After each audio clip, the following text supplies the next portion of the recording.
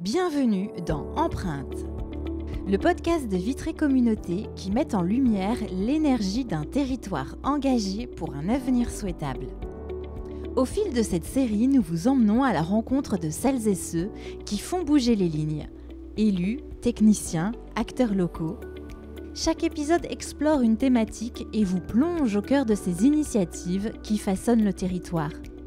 Parce que chaque action compte et que la dynamique d'un territoire se mesure aussi à l'impact qu'il laisse, nous vous invitons à découvrir ces empreintes d'aujourd'hui et d'ici, du côté de Vitré Communauté. Réalisé par Poseo, produit par Vitré Communauté. Épisode 1, la labellisation tête. Bonjour, je suis Jean-Noël Bévière, vice-président à la transition écologique et énergétique à Vitré Communauté et maire de la commune d'Argentré-du-Plessis. Adrien Garneau, responsable du service transition écologique et énergétique à Vitré Communauté. Avant tout, pourquoi cette série de podcasts ? Quel est son objectif ? Alors cette série de podcasts qu'on a choisi d'intituler Empreinte au pluriel, on l'a voulu parce qu'on se rend compte que la transition écologique sur le territoire de Vitré Communauté, elle ne se fait pas uniquement avec les services publics, mais elle se fait aussi avec tous les acteurs qui sont sur le territoire et qui gravitent autour de ces sujets. Et on a voulu mettre en avant tous ces différents acteurs, qu'ils soient agents du service public, qu'ils soient associatifs, qu'ils soient citoyens, qu'ils soient acteurs économiques, qui travaillent sur ces sujets et qui font avancer ce sujet sur le territoire. Ce premier podcast est consacré à la labellisation TET, TETE. Pouvez-vous nous éclairer sur la définition ? Alors la labellisation TET, territoire engagé dans la transition écologique, c'est une labellisation portée par l'ADEME qui s'adresse aux intercommunalités françaises et qui vise à donner des outils, des moyens, un cadre et un accompagnement à ces collectivités pour avancer à travers tout leur champ de compétences sur les enjeux de transition écologique.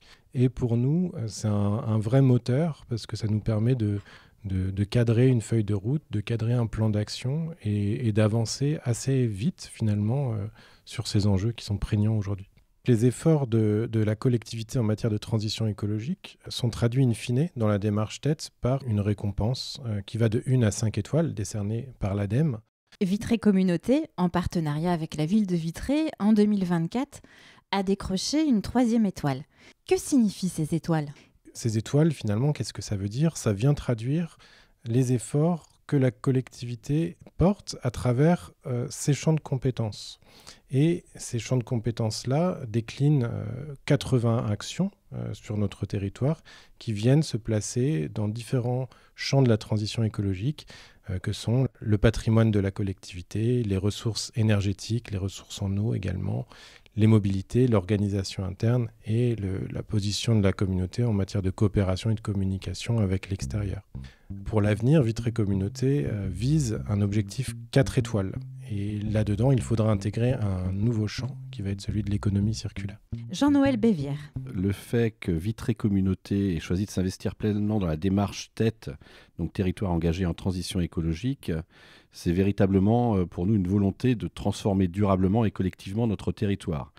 L'obtention que l'on espère d'une 4e étoile, TETE, ça sera une étape clé dans ce processus qui permettra de revoir les actions déjà mises en place, mais également d'avoir des objectifs ambitieux pour les années à venir. Pour répondre à votre question sur le label encore, je redis, ce n'est pas une finalité, mais un outil d'amélioration permanente qui impose une évaluation régulière des actions qui sont mises en place. Et face à l'urgence climatique et aux défis environnementaux, nous avons pris conscience depuis plusieurs années de la responsabilité locale de la transition écologique. Et cette labellisation nous permet évidemment de structurer notre engagement, de financer également, et puis de bénéficier de certains financements et certaines aides. Tout ça dans une globalité qui est de répondre à des obligations réglementaires que sont la loi climat et résilience. Voilà, je tiens à ajouter que la transition écologique ne peut pas se faire sans l'implication des habitants, des collectivités locales comme nous bien sûr, et des entreprises. En visant cette nouvelle étoile, on cherche à fédérer ces parties prenantes autour de projets porteurs de sens, mais évidemment ça touche de nombreux domaines, comme tout ce qui va être rénovation énergétique, mobilité durable, biodiversité. Toute cette démarche, elle favorise la création de réseaux locaux et renforce le sentiment d'appartenance à un territoire que nous voulons en mutation. Et j'ajoute que c'est aussi pour nous un atout pour l'attractivité de notre territoire. C'est un levier de valorisation. Ça permettra pour Vitré Communauté de se positionner comme un territoire innovant en matière de transition écologique, avec des touristes en quête d'un cadre de vie plus respectueux de l'environnement. Que peut-on ajouter sur l'accompagnement des communes à ce niveau ? Et évidemment, quand on dit Vitré Communauté, ce n'est pas uniquement la communauté d'agglomération, ce sont ces 46 communes. Pour accompagner ces 46 communes, nous avons mis en place il y a plusieurs années un accompagnement financier auprès de celles qui veulent s'engager davantage et qui proposent des projets liés soit aux énergies renouvelables, soit à la biodiversité. Donc c'est ce qu'on appelle un fonds de soutien financier. Certaines communes nous proposent donc certains projets biodiverses et nous pouvons accompagner à une certaine hauteur, à un certain pourcentage du projet ou des études.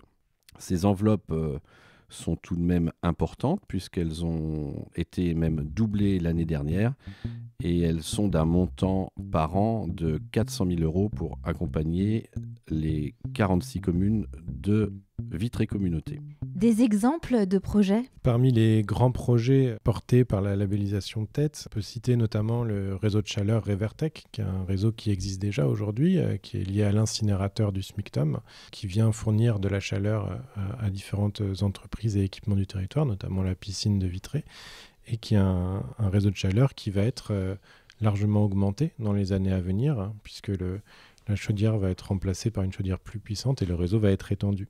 De la même manière, on peut parler de la nouvelle délégation de services publics sur les mobilités qui va offrir dans les années à venir et à partir du mois de septembre 2025 une offre de transport largement étoffée et améliorée à l'ensemble des habitants de Vitré Communauté. En conclusion, une date à retenir, celle du 25 juin. Le 25 juin auront lieu les rendez-vous Trajectoire Climat. C'est un rendez-vous annuel qui est proposé à l'ensemble des institutionnels, partenaires et au tout public, qui vise à faire un retour sur les avancées de Vitré Communauté en matière de planification climatique, c'est-à-dire quels sont nos objectifs, où est-ce qu'on en est de ces objectifs, qu'est-ce qu'on met en œuvre. Et ce sont des temps aussi qui visent à créer du dialogue, de l'échange, et à interroger chacun sur, à son niveau, qu'est-ce qu'on fait, qu'est-ce qu'on peut faire pour faire avancer cette cause de la transition écologique. Empreinte, le podcast de Vitré Communauté, 2 épisodes à retrouver chaque mois. Vous pouvez l'écouter sur différentes plateformes, Spotify, Deezer, YouTube et sur le site vitrecommunauté.bzh. Empreinte, des initiatives locales et leurs empreintes pour un avenir souhaitable.